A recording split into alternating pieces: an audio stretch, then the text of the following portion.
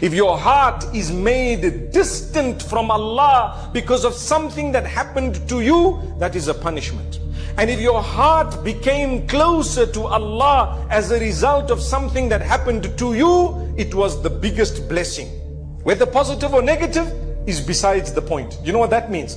Some people get a lot of money, they get a good job, they have a lovely family, they forget Allah. That's a punishment. Why? It was something that looked positive, but it drove you away from Allah. It took you to the clubs and it took you to bad habits. If that's the case, it was a punishment. It's not a blessing. Something looking good was not a blessing because it drove you away from Allah. And on the other hand, something that was looking so bad, you lost your job, you lost your limbs, you had an accident, someone passed away, etc. If it made you come for salah and change your life, wallahi, that was a blessing from Allah.